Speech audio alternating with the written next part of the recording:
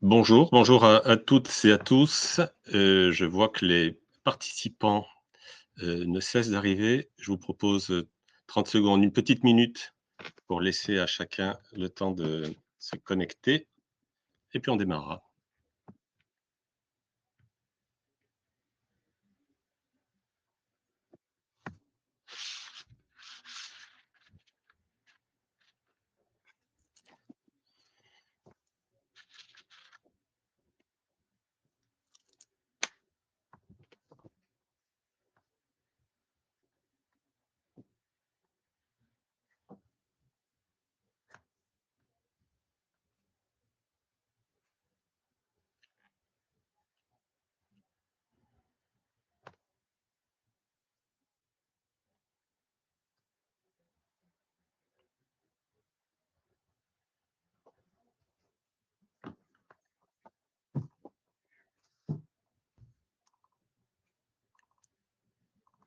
Voilà, je vois que le nombre de participants semble se stabiliser. Alors je vous remercie, bonjour à toutes et à tous. Je vous remercie de nos collectivités, territoriales, aux bureaux d'études, aux installateurs, aux acteurs de la filière de votre présence. Nous sommes très contents de vous accueillir sur ce webinaire consacré au confort d'été dans les établissements scolaires, à un moment où des milliers d'élèves, viennent de plancher, sur des épreuves de brevet ou de bac dans, on l'espère, les meilleures conditions et à un moment surtout où l'actualité et la météo, nous rattrapent avec, ces établissements qui ne sont pas en mesure, d'assurer des conditions d'accueil dites, confortables. 3 petites icônes en bas de ce slide de présentation, une pour rappeler que ce webinaire est enregistré et que le replay vous sera, envoyé, par la suite. Hem, une autre pour, vous rappeler que nous nous accordons, 45 minutes de présentation, pour consacrer ensuite 15 minutes de réponses aux questions et commentaires que vous pouvez poser, que vous pouvez déposer, ici à droite dans la partie, commentaires. Et puis, 15 minutes pour répondre donc, aux questions et si le temps, ne suffit pas, toutes les questions trouveront une réponse et elles seront consultables avec le lien envoyé pour le replay. Alors je suis Édouard Ridoudez, je suis chef de marché, tertiaire. Je vais pour ma part débuter par quelques éléments de contexte et d'enjeux. Adrien et David, tous les 2 chefs de produits, parleront de solutions pour un rafraîchissement passif. Et puis enfin, ce qui nous tient à cœur, c'est la voix du terrain. Alors, monsieur Carra, doit essayer de se connecter ou, est peut-être déjà connecté. Il est technicien du bureau d'études d'ingénierie climatique et il nous partagera un retour d'expérience sur une rénovation récente d'un établissement scolaire, dans l'Isère. Quelques mots, d'abord sur Francière, qui est un acteur, connu et reconnu, comme spécialiste de la qualité de l'air, du confort et la performance énergétique, du bâtiment, en proposant une solution, globale pour répondre à cette, problématique-là. Hem, notre histoire a plus de 110 ans. Nous sommes une des filiales, françaises du groupe, Hervance Group, dont le siège est situé à Bénaud, à l'est de Lyon. 400 collaborateurs, 135 millions de chiffre d'affaires sur le dernier exercice. Et puis nous, proposons un modèle hybride, de production dans nos usines françaises ou, d'animation d'un réseau européen de fournisseurs, partenaires qui industrialisent les produits que nous concevons. Notre maillage logistique, il s'appuie sur, 15 comptoirs régionaux et notre proximité client sur 19, agences et bureaux. Alors, je vous fais grâce d'un archaïque, il y a plus de saison, disons que le dérèglement climatique, il rend nos hivers moins sensibles, c'est-à-dire que les températures d'hiver sont plus souvent celles qu'on rencontre en fin d'automne ou, en début de printemps. Toutefois, Bah, 2024, on le voit sur le graphe à droite, 2024 a été une des 5 années les plus chaudes depuis 1900, avec une température moyenne de près de 14 degrés. Que si on se cale sur une perspective 2050, eh bien, dans une France à 2 degrés 7, oui, la température serait dépassée plus d'une année sur deux. Et les bâtiments dans lesquels on passe globalement 70 à 90% de notre temps doivent s'adapter à ces échéances. Alors venons-en à notre sujet des bâtiments scolaires où un enfant passe en moyenne 25 heures par semaine dans un espace entre 50 et 65 mètres carrés, que l'air qu'il respire est 8 fois plus pollué que l'air extérieur, et que les températures estivales réelles constatées sont bien souvent au-dessus de 28 degrés. On imagine cette semaine que ces 28 degrés sont probablement, très certainement, largement dépassés. Et on sait par ailleurs qu'on connaît les effets sur la concentration, la fatigue et la santé quand on est au-dessus de 26 degrés.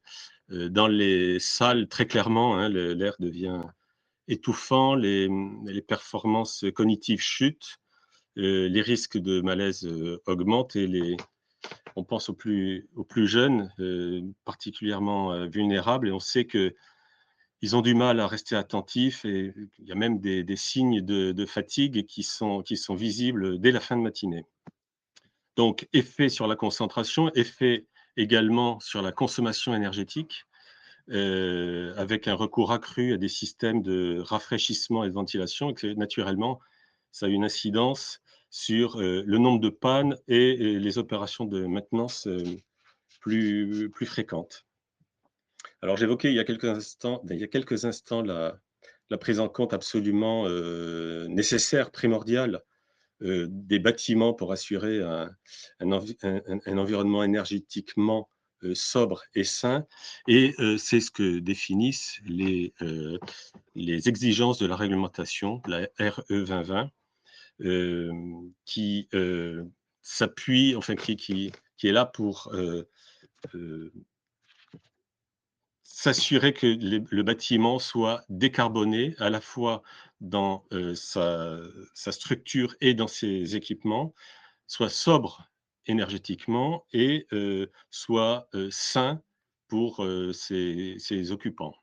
Donc ça, c'est le cadre réglementaire, et qui est appuyé d'obligations de résultat, des obligations de résultat portées par le décret tertiaire, qui, dont l'objectif est de diminuer de 10 points par décennie les consommations énergétiques, avec un objectif de moins 60% en 2050. Ces pourcentages sont exprimés par rapport à une année de référence.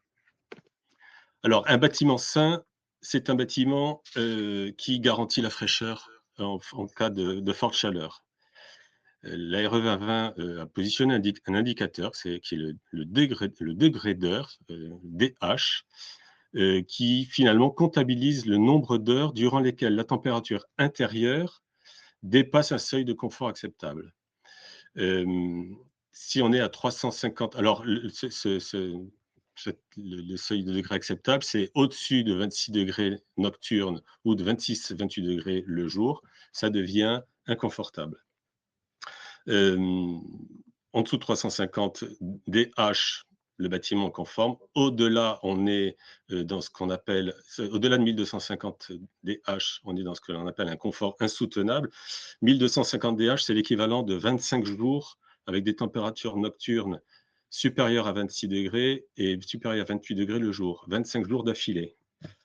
L'enjeu, donc, c'est bien de garantir ce confort sans avoir recours à des solutions énergivores. C'est pour ça qu'on mentionne un bâtiment sain et sobre, sans avoir recours à des solutions énergivores de type climatisation, qui, on le sait, plombent la facture énergétique des collectivités territoriales ou des propriétaires de ces bâtiments. Il y a une autre composante du confort à laquelle on est particulièrement attaché chez Francaire, c'est l'air que nous respirons, qui est un sujet de santé publique. Et c'est l'objet de deux décrets QAI, sur la qualité de l'air intérieur dans les établissements recevant du public. Alors, le premier décret, il est lié à la surveillance obligatoire de la qualité d'air intérieur pour atteindre et maintenir les valeurs repères de concentration de CO2 qui sont les deux premiers repères inférieurs à 1500 ppm qui ont cette couleur verte qui est toujours plus rassurante. Le deuxième, donc le premier décret sur la surveillance obligatoire de la QAI, le deuxième sur les conditions de cette surveillance dans les étapes de la vie du bâtiment. Je change la nature de mon sol, je repeins une pièce, j'ouvre, je crée une nouvelle fenêtre. Il y a une modification dans l'état de vie du bâtiment. Je dois vérifier les conditions de cette surveillance dans cette nouvelle configuration de bâtiment. Ces deux décrets concernent depuis quelque temps déjà les établissements scolaires, qui est notre sujet aujourd'hui, et depuis le 1er janvier 2025, de nouvelles structures qui sont là plus sur le volet social, médico-social, et les établissements et quartiers pénitentiaires. Alors voilà globalement le paysage réglementaire sur les établissements scolaires. En complément de ce cadre réglementaire, il y a un plan de rénovation, il y a un programme qui s'appelle EduRénov et qui répond à l'enjeu des collectivités territoriales qui est d'accueillir chaque jour près de 12 millions d'élèves et 1 million d'agents de l'éducation nationale dans des bâtiments dont beaucoup nécessitent une mise en conformité. Donc, c'est ce que finance ce plan EduRénov, à concurrence de 2 milliards d'euros. Et il vise principalement, ce programme, à engager des opérations de rénovation sur 40 000 bâtiments scolaires. Alors, ça passe par une meilleure isolation, par la prise en compte du confort d'été, par la prise en compte de la ventilation dans des bâtiments, par la prise en compte de modes de chauffage ou de rafraîchissant écologiques, en tout cas moins énergivores. Et puis la deuxième composante, c'est précisément lié à cette partie énergétique, c'est de réduire les consommations conformément aux objectifs de la RE 2020 et du décret tertiaire qu'on a vu tout à l'heure. Voilà globalement le paysage réglementaire, la RE 2020, le décret tertiaire, le décret QAI et du Rénov, tout ça pour garantir le confort et la sobriété dans les établissements scolaires. Je pense, Adrien, je suis convaincu, Adrien, que tu as des solutions qui répondent à ces enjeux de confort d'été et de sobriété sans recourir à des dispositifs énergivores. Je ne pense pas Tout me à fait, tromper. Edouard. Alors bonjour à toutes et à tous. Donc, comme l'a dit Edouard, voilà, il y a deux notions très importantes dans le bâtiment aujourd'hui. Donc, c'est lié à la qualité d'air et au confort thermique. Donc, ce sont des enjeux de santé publique qui plus est qui sont portés par un cadre réglementaire. Alors, on va parler donc un petit peu des centrales de traitement d'air. Donc, comme vous le savez, la ventilation va permettre de répondre au premier volet de ces enjeux, c'est-à-dire la qualité d'air, soit par l'insufflation d'air neuf, soit par l'extraction d'un air dit vicié. Et dans le cas du coup des centrales de traitement d'air, voilà, ça va être finalement une seule solution qui va permettre de faire à la fois l'extraction et l'insufflation d'air neuf. L'objectif de ce type de système, ça va être de faire échanger les calories dans ce qu'on appelle un échangeur de chaleur. Alors, je ne vais pas rentrer vraiment dans le détail de toutes les typologies d'échangeurs de chaleur qui existent, mais l'objectif, dans notre cas, on va dire d'été avec des fortes chaleurs extérieures et avec une température intérieure qui est un petit peu plus maîtrisée, ça va être finalement de récupérer la fraîcheur de l'air intérieur et de le transmettre à l'air neuf. On va séparer les deux typologies de centrales double flux. La première, qui est la plus connue, qu'on voit sur la droite, donc c'est tout ce qu'on appelle la ventilation double flux centralisée. Une seule unité qui va permettre de traiter l'air sur plusieurs pièces ou dans plusieurs zones. Et dans des cas de rénovation, là où le passage de gaine aérolique n'est pas possible ou serait une solution qui coûterait trop cher, qui ne serait pas viable économiquement, on va parler du coup de ventilation double flux dite décentralisée. Je vais rentrer un petit peu plus dans le détail. Alors, ces solutions donc voilà, sont très pratiques pour tout ce qui va être finalement le confort thermique. Elles vont permettre de limiter finalement l'impact de la ventilation. Elles vont permettre de limiter aussi l'utilisation du chauffage ou de la climatisation en fonction des saisons. Mais elles ne sont à elles seules pas la solution optimale.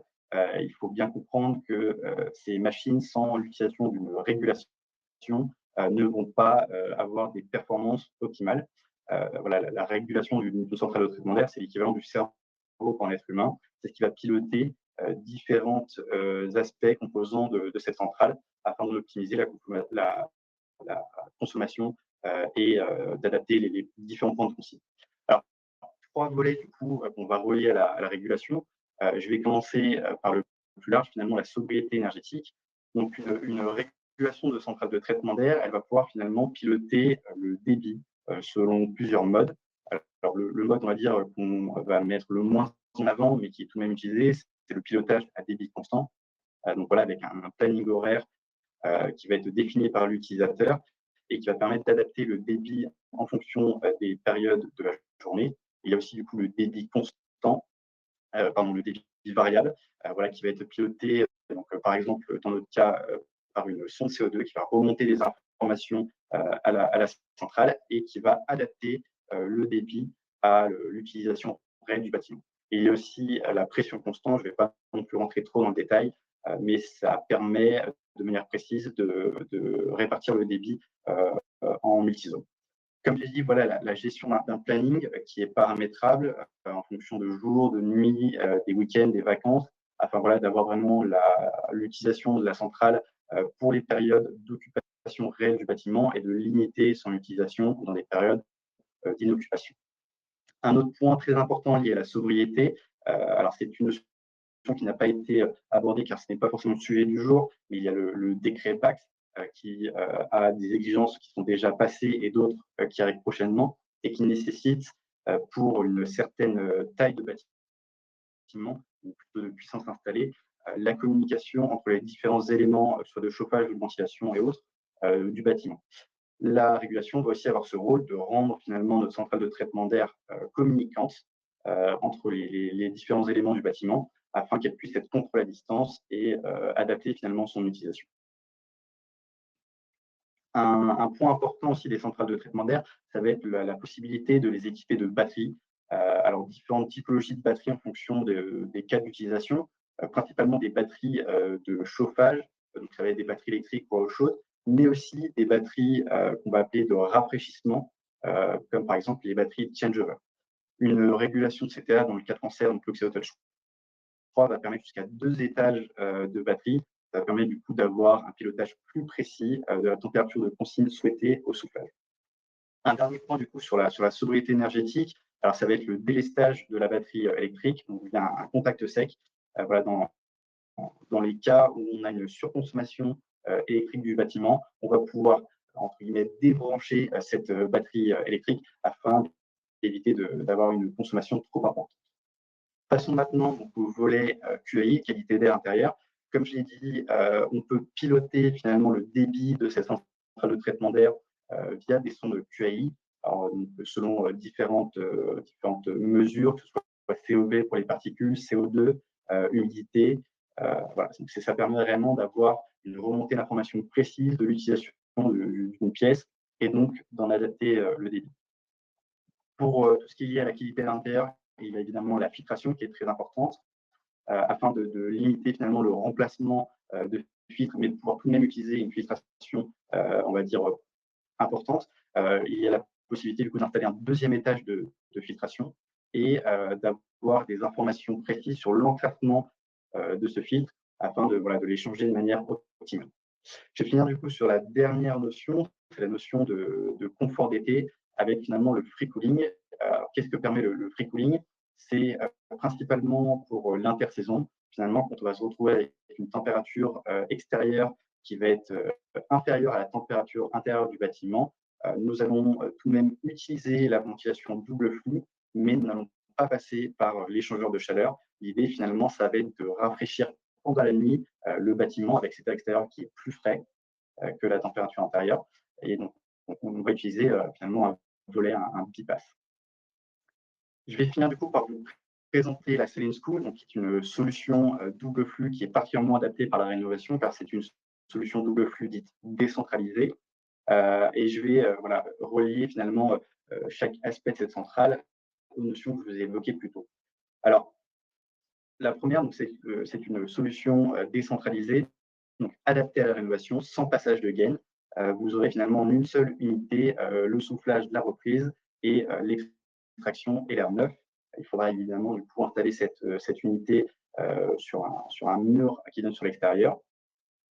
Dans le cas de la Sandy School, du coup, 4 tailles sont proposées.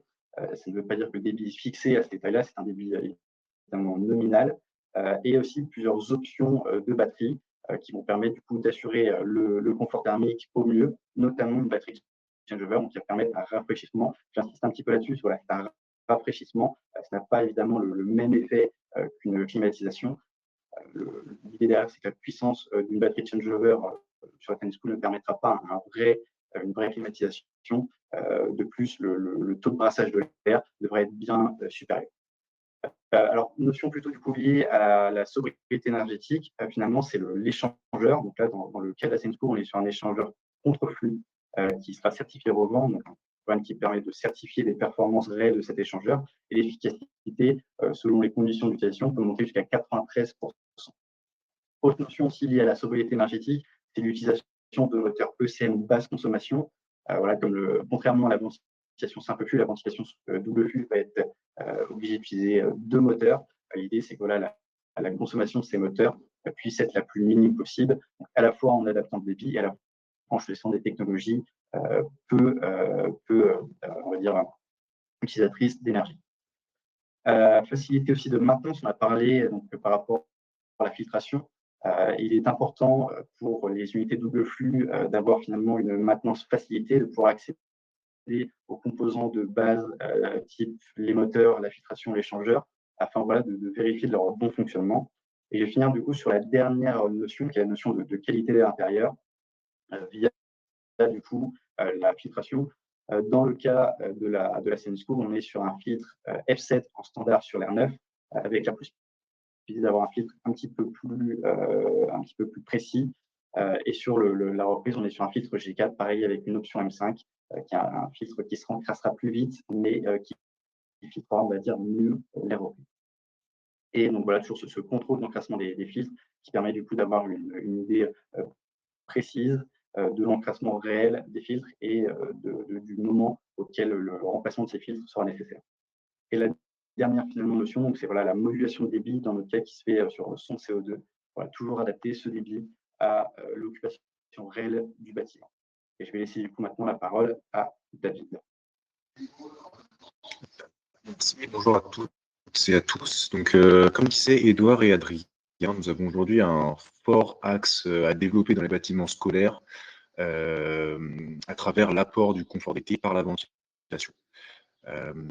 Donc, on peut penser à la surventilation nocturne qui reste utile, mais on peut aussi améliorer cette surventilation nocturne avec d'autres technologies, telles que par exemple le rafraîchissement adiabatique. Donc, le rafraîchissement adiabatique, c'est une solution technique simple, robuste, économe, adaptée aux contraintes scolaires, comme on va le voir avec le chantier suivant. Donc, on a eu très récemment un cas concret d'un groupe scolaire en Gironde, dans lequel un audit énergétique avait mis en évidence des faiblesses thermiques des bâtiments et donc la nécessité de les rénover pour apporter un confort thermique et des économies d'énergie. Donc, pour cela, il y avait une solution qui était d'apporter un renouvellement d'air neuf par ensemble double flux avec récupérateur de chaleur au rendement. Donc ça, c'est une solution assez classique pour ce genre de bâtiment. Et ce sur quoi nous avons répondu pour répondre à cette problématique, c'est donc une CTA double flux avec échangeur contre-courant, batterie électrique intégrée pour le chauffage dans notre cas, couplé à donc ce fameux module de rafraîchissement adiabatique pour assurer le confort estival. Donc c'est ce qu'on peut voir sur l'image, le plan qu'on a sur la droite. La solution, elle a le gros avantage de venir se connecter de manière passive à une CTA. On raccorde seulement le module à la reprise de la CTA et on peut faire une sélection du module à travers un logiciel, donc là en l'occurrence RJ Recup, qui nous a permis de passer, de souffler à 23 degrés, même sous 32 degrés extérieurs, avec seulement ce module et sans ajout d'humidité absolue. parce qu'on est sur de la diabétique indirecte, on va se positionner à la reprise. Donc pour développer ce dernier point d'apport d'humidité, on va voir ça sur la diapositive suivante. Donc chez Francher, le module de rafraîchissement diabétique, c'est ce qu'on va appeler le module FreshUp, donc qui permet de traiter jusqu'à plus de 9000 m3 avec un caisson isolé 50 mm. Il a le bénéfice de s'associer rapidement avec les CTA double flux. Donc le module n'intègre pas de ventilateur. Le ventilateur qui va sur le débit d'air se trouve dans CTA. C'est vraiment un module voué à être installé avec une CTA, comme on retrouve avec de nombreux systèmes d'adiabatique indirecte. Et donc, il a sa propre régulation pour gérer tout ce qui va être niveau d'eau, nettoyage du média et fonctionnement de la pompe. Si on regarde un petit peu le principe d'un rafraîchissement adiabatique indirect, ça s'inspire d'un phénomène naturel assez connu, l'évaporation de l'eau absorbe de la chaleur. C'est le même mécanisme que la sensation qu'on a de fraîcheur quand on sort d'une piscine, par exemple avec du vent. Donc dans un module FreshUp, on fait passer de l'air extérieur chaud dans un média humidifié, c'est ce qu'on voit sur l'image du bas avec la vue éclatée, la vue ouverte du moins. Ce média humidifié, donc il est humidifié via une pompe qui va pomper de l'eau dans le bac qui est en partie inférieure et qui va amener de l'eau au-dessus du média qui va ruisseler. Il n'y a pas de génération d'aérosol, de gouttelettes d'eau. Et donc, cet air chaud va naturellement s'humidifier. Donc, ça va le rafraîchir. Et ensuite, il va passer dans l'échangeur de chaleur de la CTA pour rafraîchir encore plus l'air qui sera soufflé sans apporter d'humidité absolue en plus. Donc, la seule énergie qui est consommée dans ce module, c'est celle liée à la pompe qui permet d'humidifier le média. Et comme je disais dans la diapo précédente, le module contient une régulation spécifique pour tout ce qui va être fonctionnement de la pompe. La régulation de la CTA, quant à elle, va être couplée à cette régulation du module pour déclencher, lorsque c'est nécessaire, le module adiabatique. Donc maintenant, pourquoi cette technologie est particulièrement adaptée aux écoles? D'abord, il n'y a aucun flux frigorigène. On a seulement une consommation d'eau et d'électricité, donc ce qui est très avantageux pour des bâtiments scolaires. Ensuite, on apporte un vrai confort d'été, donc comme on l'a vu avec notre exemple du groupe scolaire girondin. Contrairement à la clim, l'air refroidi n'est pas un air sec. On a moins de gêne, de toux, de saignement de nez pour les enfants, par exemple. Et enfin, dans une salle de classe, on l'a vu, ventiler est obligatoire pour garantir la qualité d'air, notamment en CO2. Donc avec une CTA équipée d'un module adiabatique, chaque mètre cube d'air neuf devient une opportunité de rafraîchir les espaces. On ventile plus seulement pour l'hygiène, mais aussi pour le confort. Donc pour les membres de collectivités qui nous écoutent, l'investissement initial est certes supérieur à une CTA classique, mais les coûts d'exploitation sont plus faibles. Il n'y a pas d'entretien lourd, pas de taxes liées au flux frigorigène et pas de rejet de chaleur vers l'extérieur. Il n'y a pas non plus de nuisance sonore due à ce module, contrairement à un groupe extérieur. C'est un choix donc, qui est cohérent avec des politiques de transition écologique. Et pour les bureaux d'études installateurs présents, quelques points à garder en tête. Ce système adiabatique indirect s'intègre en module additionnel à une CTA double flux. Donc, il nécessite seulement un raccordement en eau pour l'entrée d'eau et une évacuation d'eau. À noter qu'il est possible d'alimenter le module avec de l'eau de pluie. On a eu plusieurs projets avec ce cas-là. Notamment pour répondre à des contraintes qu'on retrouve souvent avec ces modules de penser qu'on consomme de l'eau potable, ce qui est dommage pour l'utilisation qu'on fait. Et donc ce rafraîchissement, de toute manière, est enclenché seulement lorsque les conditions extérieures le justifient. Donc pour les pics de chaleur qu'on peut retrouver là, en l'occurrence, fin juin, début juillet pour les écoles, ou même des fois en septembre ou fin mai. Donc, David, oui. je profite, il y a quelques questions qui sont posées. Ah oui. Tu viens de répondre indirectement. Le modèle diabétique peut-il être alimenté par de l'eau non potable comme de l'eau de pluie? Tu l'as dit. Et le complément de question est quelle est la consommation d'eau? Quels sont les risques sanitaires liés à l'utilisation d'eau pour le rafraîchissement de l'air?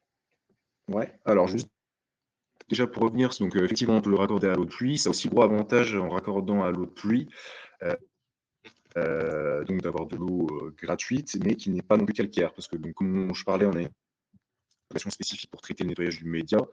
Faut savoir qu'en fonction du degré français de l'eau, le cycle de nettoyage va être plus ou moins fréquent, donc ça va être lié à la consommation d'eau.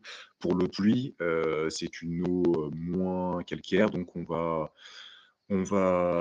pouvoir, elle va moins avoir d'impact sur le média. Ensuite, pour la consommation d'eau, on est en ordre de grandeur pour 1 500 m3 d'air traité, 5 litres par heure. Voilà, d'eau. Donc après, à mettre en valeur, si on augmente, par exemple, si on double, si on passe à 3000 m3, on va être à peu près à 10 litres par heure. Voilà, si vous voulez des ordres de grandeur. Et la dernière question, c'était quoi, Édouard? La dernière question, c'était quels sont les risques sanitaires liés à Ah, l'utilisation? ouais. Alors les risques sanitaires, déjà, comme je disais, on pense souvent à la légionellose dans ce type de produit. La légionellose, il faut savoir que ça elle est transmise par, gouttelettes. Donc, là, comme je le disais, vu que c'est seulement un média qui est adiabatique, qu'on va alimenter par le dessus, il n'y a pas de génération de gouttelettes. On ne vient pas pulvériser de l'eau directement, donc il n'y a pas de transmission par gouttelette, possible. Et en plus, on a tout ce système de nettoyage du bac. Donc pour optimiser, on va faire recirculer l'eau un certain nombre de fois avant de l'évacuer. Les conditions en température de cette eau qui va stagner vraiment quelques temps dans le bac, le temps d'être réutilisée, ne permettent pas de monter à des températures qui favoriseraient le développement de légionellose et autres types de bactéries de ce type. Et enfin, dans notre cas, là, on est sur la diabétique indirecte. Donc, c'est l'air qui va passer à travers ce module ne va pas être l'air qui va être soufflé, ça va être l'air qui va être rejeté. Donc, pour toutes ces raisons, il n'y a pas de risque de contamination. Merci, Donc, merci. Il y a bien d'autres questions. Alors, je te propose effectivement que tu puisses poursuivre ta présentation. Je dois vous dire que, il y a visiblement notre intervenant, de retour d'expérience qui a des problèmes de connexion. Je ne sais pas si je ne le vois pas connecté là. Ça veut dire qu'on reprendra peut-être un peu de temps sur le traitement en live de vos questions et on avance comme ça. OK. Du coup, je vous propose de poursuivre avec une autre solution faisant le lien entre donc ventilation obligatoire d'une part et confort thermique d'autre part. Les centrales de traitement d'air dites thermodynamiques, qui sont donc des centrales de traitement d'air avec pompe à chaleur intégrée. C'est ça que signifie le thermodynamique ici.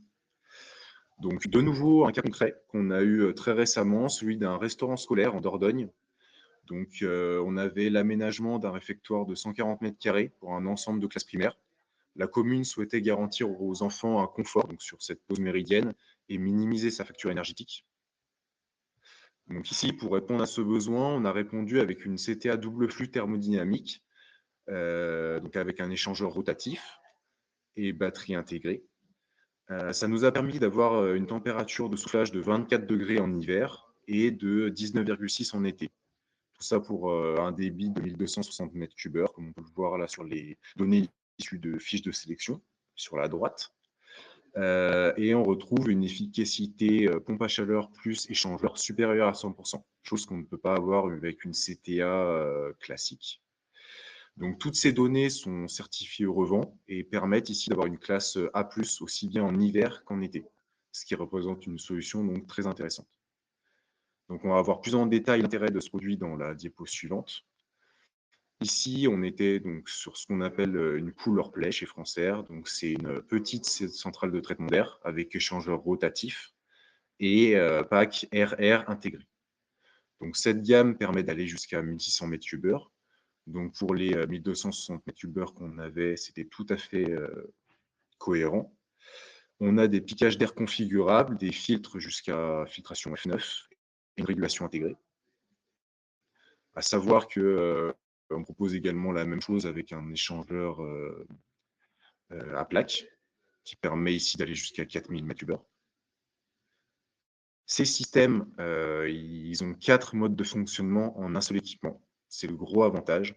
Donc on a toujours la ventilation double flux, mais donc avec récupérateur de chaleur toute l'année. Et donc ce qu'on va faire en hiver et en été, on va ajouter la partie pompe à chaleur, ainsi que la partie free cooling les nuits d'été. Tout ça intégré dans un seul module compact, donc conçu pour simplifier l'installation, réduire l'empreinte carbone et donc optimiser les consommations. C'est le gros avantage de cette typologie de produit. Ensuite, il arrive souvent que le besoin en débit soit supérieur à 4000 m3. Donc pour ça, on a aussi des CTA modulaires. Donc on va retrouver ce qu'on appelle la PowerPlay Max thermodynamique chez Cancer. Donc là, ça nous permet d'aller avec un échangeur rotatif comme la CoolerPlay jusqu'à 33 500 m3 avec cette machine. Toujours donc avec une chaleur RR intégrée pour faire les 4 modes de fonctionnement. Donc comment ça fonctionne à l'intérieur d'une machine de ce type? Le principe est relativement simple, mais très efficace. L'air neuf qui arrive, donc chaud en été, froid en hiver, est filtré, puis préchauffé ou pré-rafraîchi grâce à un échangeur. Et ensuite, cet air passe à travers une pompe à chaleur qui va assurer le complément de récupération en transférant les calories de la reprise vers le soufflage, ou inversement, selon la saison. Il y a toujours la filtration et une régulation intégrée, comme sur toutes nos autres centrales. L'air vicié, donc, il est valorisé thermiquement et ça permet de réduire, in fine, les consommations. Donc, on le sait, en bâtiment scolaire, pour ce qui nous intéresse là aujourd'hui, l'installation d'une clim traditionnelle est souvent exclue pour des raisons aussi bien économiques qu'environnementales et politiques.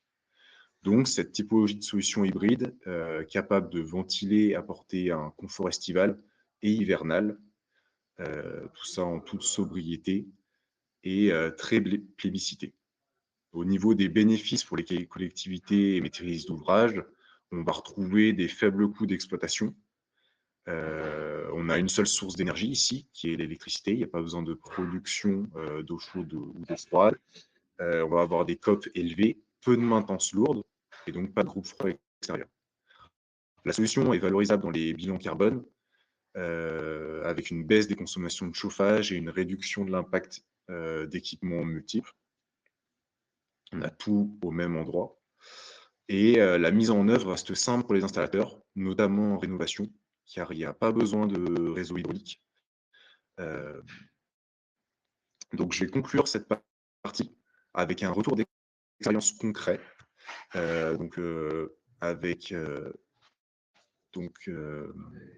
deux CTA PowerPlay Max thermodynamique qui ont été installés dans une école primaire avec des contraintes assez lourdes en termes d'architecture et de conditions thermiques, dont va vous présenter Tristan, s'il arrive à se connecter.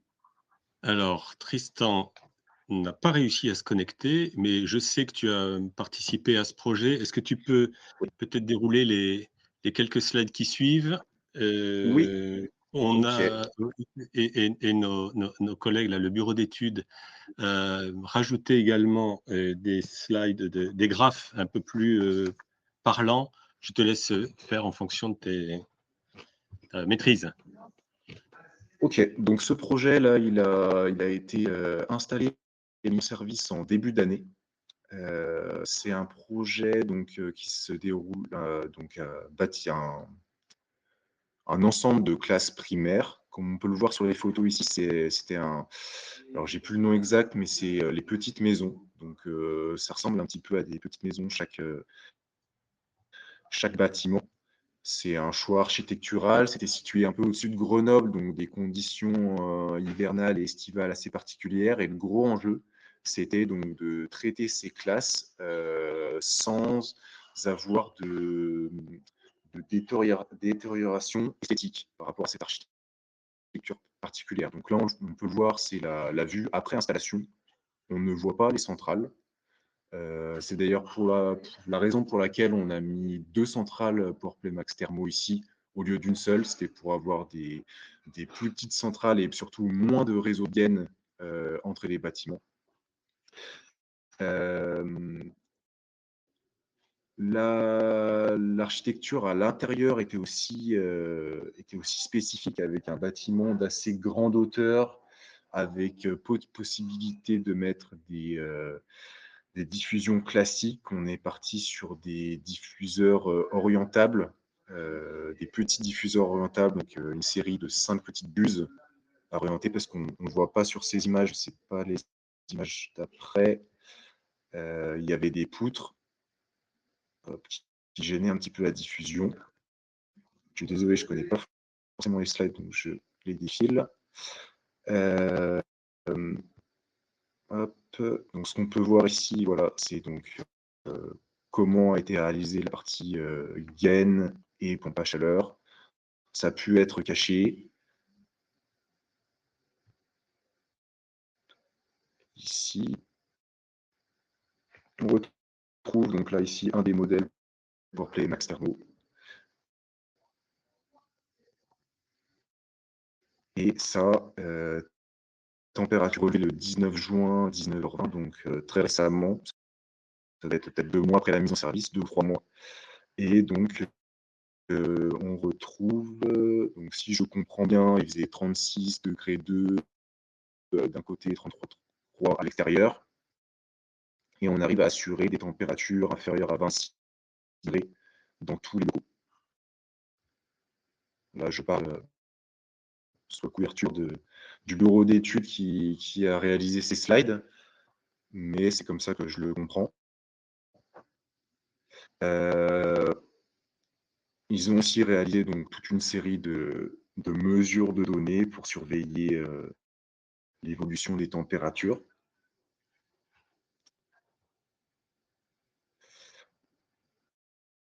Donc voilà, assez difficile pour moi là de parler un peu plus de ces slides. Oui, je comprends, David. L'exercice est pas simple. On va voir comment restituer le script en même temps que notre replay qui sera mis à disposition, le script de du bureau d'études. Je vous propose qu'on puisse traiter quelques-unes des nombreuses questions qui ont été posées. Merci à chacun de votre participation. Une question sur EduRénov en termes de marché. Avez-vous des données même approximatives quant au nombre d'établissements scolaires restants à équiper?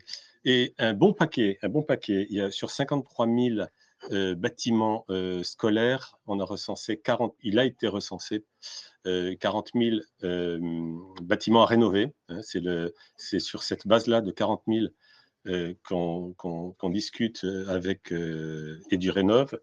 Et l'année dernière, oui, en 2024, 2000, je dis bien 2000 ont été rénovés. Donc, ça confirme effectivement qu'il y a encore du travail à apporter et des solutions à apporter à ces établissements. EduRénov, je vous enverrai un lien pour en mesurer les tenants et les aboutissants. Il y a un certain nombre de contraintes, notamment de s'assurer de générer au moins 40% d'énergie, qu'il faut des municipalités supérieures, je crois, à 20 000 habitants, à 2000 habitants. Et puis, il y a un concours. Donc, EduRénov, c'est sur la base d'un concours, en tout cas d'un dossier à déposer. Une question de Mathieu sur le module adiabatique. Il y a beaucoup de questions pour toi, David. Dans l'exemple, on passe de 32 degrés extérieur à 23 degrés d'air soufflé. Une partie de cette baisse est, j'imagine, uniquement due à l'échangeur de la CTA. Quelle part en degrés est attribuée au module adiabatique? 32 degrés extérieur, 23 degrés. Oui, c'est une bonne question. Il faut souvent on essaie de faire donc une sélection sur le logiciel sans module et une avec. Là, je ne l'ai pas sous les yeux, mais généralement, sur de l'adiabatique indirect, comme ça, on considère un gain d'environ 5 degrés. Donc là, je pense que ça n'a pas échappé à cette règle. On est à peu près à 5 degrés de gagné. Donc là, de 32 à 23, on avait 9 degrés. Donc ça a permis de passer de à peu près, que je ne dise pas de bêtises, de 27 à 23. 28 à 23. Merci. Avec la CTA thermodynamique, est-ce qu'il existe une solution pour avoir un module de recyclage pour les périodes hors occupation?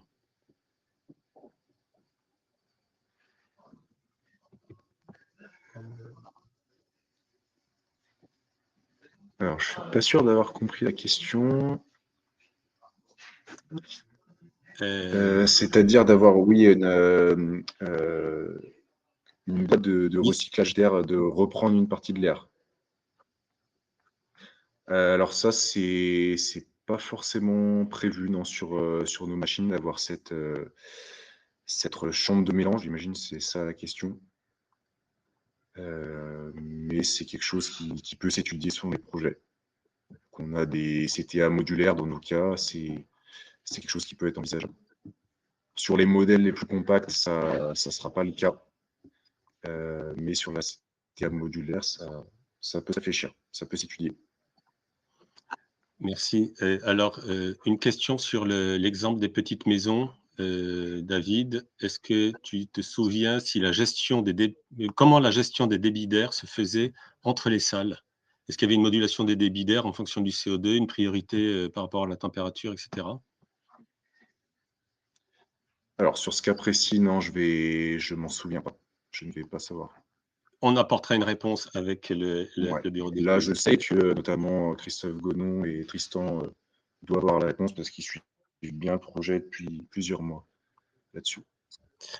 On parle de confort, il y a aussi un confort acoustique et la question est posée sur l'impact sonore de la PAC sur une CTA par rapport à une CTA sans PAC.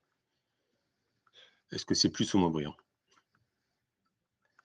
Alors, c'est légèrement plus bruyant.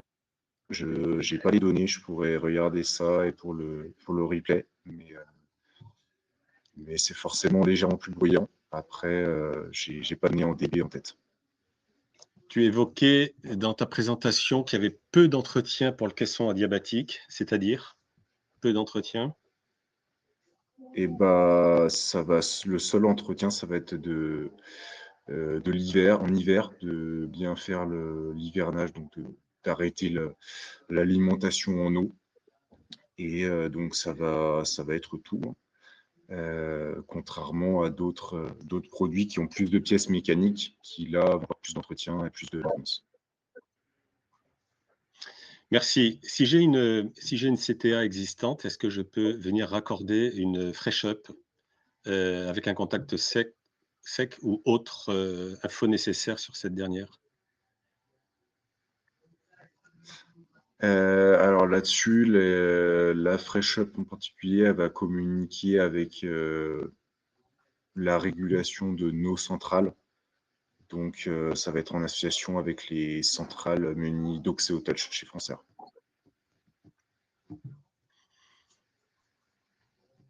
Alors, y a-t-il une bonne communication entre la CTA et le module adiabatique? Par exemple, il est inutile d'activer déshumidification si la CTA est en train de bypasser l'échangeur. Humidification, j'imagine. En tout cas, oui, la gestion du on-off du module est gérée par la CTA et donc il y a ce type de régulation, oui, s'il n'y a pas besoin d'humidifier, le module va être à l'arrêt. L'envoi du signal par la CTA vers le module va être de dire stop, off, si ça répond à la question. On apportera des réponses écrites de toute façon à chacune. Alors, encore une ou deux questions. La nature de l'échangeur. Quelle est la nature de l'échangeur à contre-courant qui a été installé avec la mise en place du module adiabatique à la reprise? Est-ce que ça résiste bien à l'humidité de l'air? Donc, nature Oui, d'échangeur. j'ai vu passer cette question. Ça va être un échangeur à roues assez classique et oui, il résiste tout à fait à l'humidité de l'air. Il y a pas, je pourrais voir des références à donner par l'écrit, mais il n'y a pas comment dire, de matériaux spécifiques ici sur l'échangeur. Y a-t-il une priorité de la régulation entre modulation par sonde CO2 et modulation selon la température, free cooling sur ventilation nocturne? Est-il possible d'activer le night cooling alors que la CTA a un débit régulé sur sonde CO2? Oui, alors ça, donc c'est une question donc, sur la Sailing School. En fait, le free cooling, ou finalement tout mode un petit peu spéciaux comme le mode boost, vont prendre la priorité sur la ventilation par son CO2. Pour expliquer aussi un petit peu le mode free cooling, vous allez choisir du coup une plage dans l'année et une plage horaire avec du coup une consigne de débit qui sera aussi une consigne de température qui sera calculée en fonction de la température d'air extrait. Voilà. Mais il prend bien le dessus sur la modulation débit par CO2. Parfait. Écoutez, on va. Je regarde s'il y a encore une ou deux questions. Est-ce que la batterie adiabatique fonctionne en eau perdue? Oui, pardon, on avait déjà répondu à cette question-là.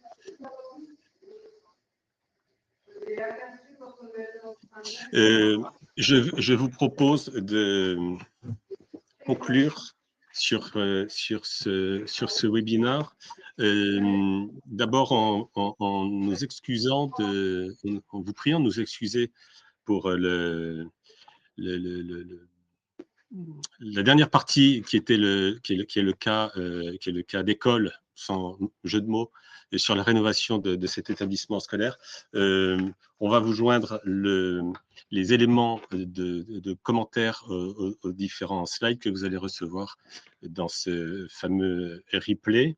Merci à tous et toutes de votre participation. Je le redis, chaque question posée va trouver sa réponse.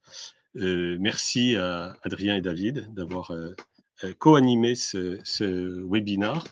On vous souhaite un bon été dans des établissements, quels qu'ils soient, sobres, sains, confortables et décarbonés. Et nous restons naturellement à votre disposition pour vos projets et vos questions sur ces thématiques-là qui nous sont chères. Merci beaucoup à tout le monde. À bientôt. Merci.